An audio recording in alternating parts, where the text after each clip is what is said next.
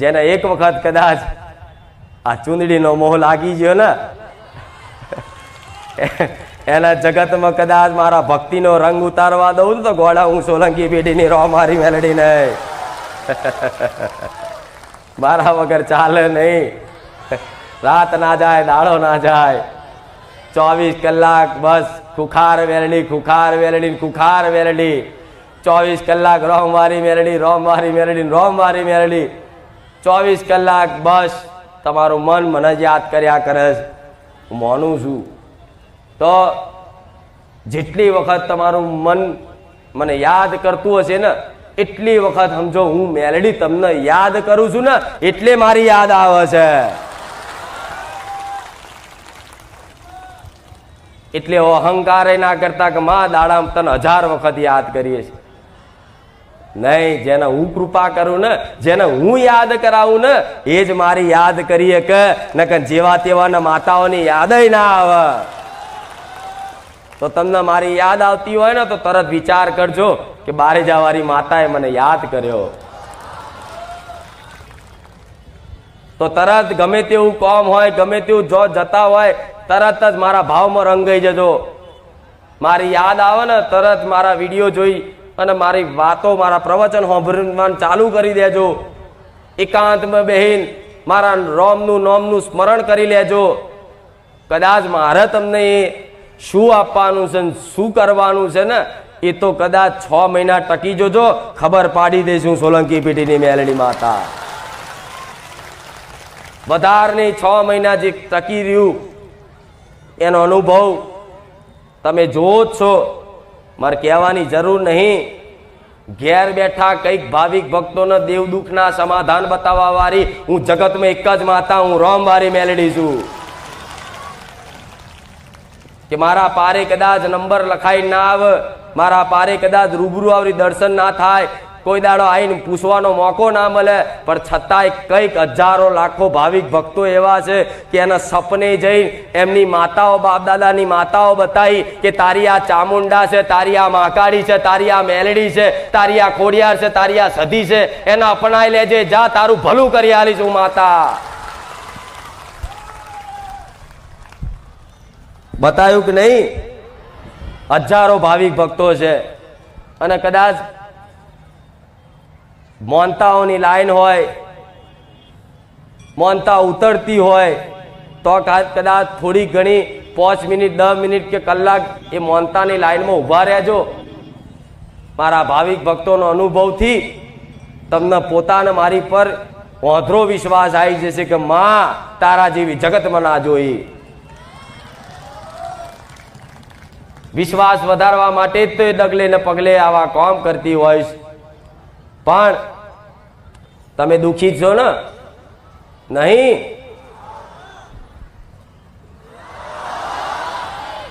દુઃખી છો ને? દુઃખી છો ને? તો મારી જોડે સુખ લેવા આવ્યા. સીધી ભાષામાં ગમે તે અરજી હશે, ગમે તે મનની વાત હશે, અલગ અલગ માણસની અલગ અલગ કામનાઓ હોય, ઈચ્છાઓ હોય, પણ મૂળ તમે દુઃખી છો, દુઃખી માનો છો અને મારી જોડે સુખ લેવા આવ્યા છે. એટલે મારે તમને શું આલવાનું? સુખ. બરોબર? તો સુખ રૂપિયાથી મળશે, મોટા મોટા હાર પણ પહેરાવાથી મળશે, મોટા મોટા મંદિરની મોટા ઘુમટો લાવવાથી, ઝુમ્મર લાવવાથી મળશે. મારી જોડથી સુખ લેવા માટે મને ખૂબ વાલ ને પ્રેમ કરવો પડશે, મારી ખૂબ ભક્તિ કરવી પડશે. તારે હું તમને તમારી એ સુખ હશે ને, જે દુઃખ હશે ને દૂર કરી અને સુખના અજવાળામાં લઈ જઈશું સોલંકી પેઢીની મેલડી. પણ દર પ્રવચનમાં કંઈક નવી નવી વાતો કરીશ કે જેથી આવ્યા દુખિયારાઓને સાચી સમજ મળે, સાચું જ્ઞાન મળે, અને જેથી કંઈ નહીં તો દુઃખ મટે ના મટે પણ તમારી આત્માને સંતોષ તો મળી જશે. બારે જાય ભાઈ ભલે દુઃખ ના મટ્યું પણ માં દુઃખ છે તો એમના આનંદ છે. હા, શું ખોટું? તો તમે દુઃખી છો એનું મુખ્ય કારણ છે કે તમારા ખોટા કર્મ, તમારું પાપ કર્મ. જો સુખી હોય તો તમે સારા કર્મો કર્યા હોય તો એના ફળ સ્વરૂપ તમને સુખ મળે. તમે ખોટા કર્મો કર્યા તો એના ફળ સ્વરૂપ તમને દુઃખ મળે.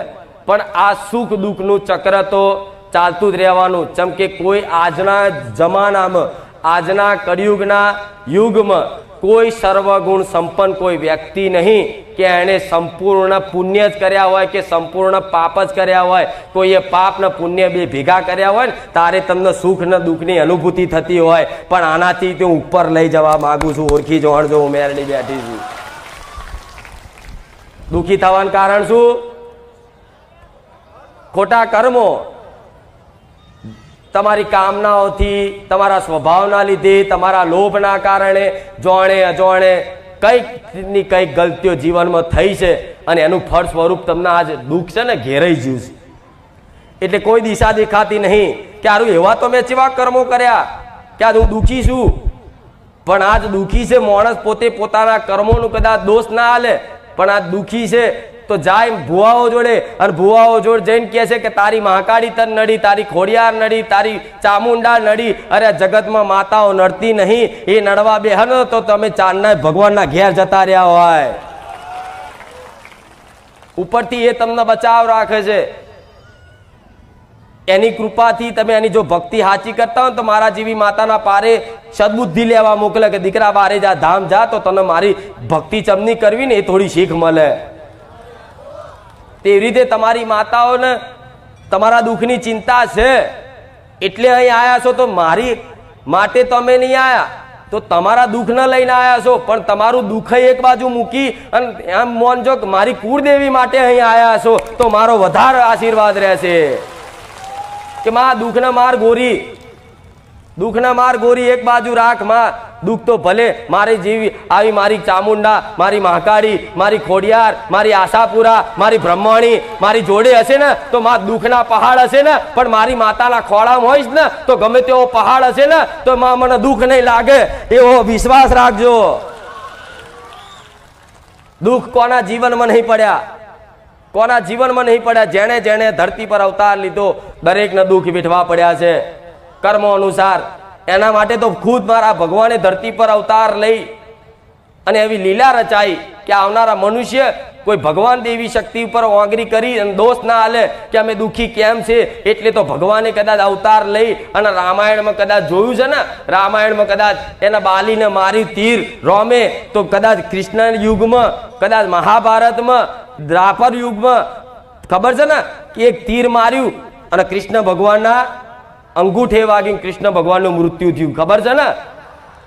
તો એક ગયા જન્મનો બદલો જો આ જન્મમાં મળતો હોય તો તમે તો આ જન્મના ગુનાની નહીં ખબર, ગયા જન્મો જન્માનો તો મારા જેવી માતા જોડતી હોય. પણ કશું જ નહીં જોડતા, કશું જ નહીં આવડતું તો ભલે ટકીને બેસજો. દુઃખ દૂર કરી આલવાની જવાબદારી મારી છે, લીધી છે જવાબદારી, નિભાઈશ. એમાં કોઈ આગી પાછી વાત નહીં બને. નિભાઈશ જવાબદારી, પૂરેપૂરી નિભાઈશ. પણ પહેલી વાત ગયા પ્રવચનમાં કીધું હતું, કોઈ દેવી શક્તિ એમને એમ નડતી નડે છે એમને એમ. કોઈનો ગુનો કરો કોઈ મનુષ્યનો ત્યારે જ કોઈ દેવી શક્તિ તમને નડવા ઊભી. જો તમે કોઈ મનુષ્યનો ગુનો નહીં કરતા, કોઈ પશુ પક્ષીનો ગુનો નહીં કરતા, કોઈ જીવોનો અત્યાચાર નહીં કરતા તો તમને ક્યારે દેવ દુઃખ નહીં નડે, નહીં નડે, નહીં નડે. હું મેરડીયા બોલું છું. અરે ગમે તેવું કદાચ તળિયાના દેવ હશે, ગમે તેવા ભૂત હશે, ચૂડેલ હશે, ગમે તેવા હશે, પણ જો તમે કોઈને નડતર રૂપ નહીં થયા તો કોઈ દેવ, કોઈ ભૂત, કોઈ ચૂડેલ, કોઈ તળિયાનું, કોઈ બહારનું નડવા નહીં દઉં. એની ગેરંટી મારી મેલડીની. જેમાં સરકારે કાયદો વ્યવસ્થા બનાવી છે, તમે કોઈ પણ કાયદા વિરુદ્ધ કામ કરો તો એની સજા મળે છે ને, તરત જ જેલમાં લઈ જાય, એનો થતો દંડ આપે. ચોરી કરી હોય તો જો લગીન ચોરી તમે કબૂલ ના કરો તો લગીન પોલીસ વાળા માર માર કરે તમને કે બોલ તે ચોરી કરી, તો કે ના તો 2 દંડા મારે. બોલ તે કરી, તો કે ના 4 દંડા મારે. બોલ તે કરી કે ના 6 દંડા મારે એમ કરીને કદાચ માણસને માર સહન ના થાય ને તો છેલ્લે બોલી જાય હા મેં ચોરી કરી છે એટલે પોલીસ વાળા મારવાનું બંધ કરી દે અને સીધી એને જે સજા થતી હોય ને એ સજા થઈ જાય કોર્ટમાં જાય તારે એવી રીતે તમે જે ગુનાહ કર્યા પાપ કર્યા કર્મો કર્યા એ કદાચ કબૂલી લો ને એટલે અહીંથી જ તમને આ નડતર બંધ થઈ જાય હું મેલડી આવું બોલું છું થાય કે નહીં જેમ કાયદો વ્યવસ્થા બનાવી છે શું કામ તમને શાસનમાં લેવા માટે તમે પાપી ના બની જાઓ તમે અધર્મી ના બની જાઓ એના માટે કાયદો વ્યવસ્થા બનાવી છે તેવી રીતે આ મારા ભગવાનનું બનાવેલું વિધાન છે જો તમે ધર્મ વિરુદ્ધ કોઈ પણ કાર્ય કરશો તો એનો દંડ ભગવાનનો જે બનાવેલો વિધાન છે એ વિધાન અનુસાર તમારા દંડ ભોગવવો પડે એમાં કોઈ આગી પાછી વાત જીવતા જીવ ના ભોગવો તો કે મર્યા પછી તે નર્કમાં જવું પડે આવા વર્ણનો સાંભળ્યા છે ને એટલા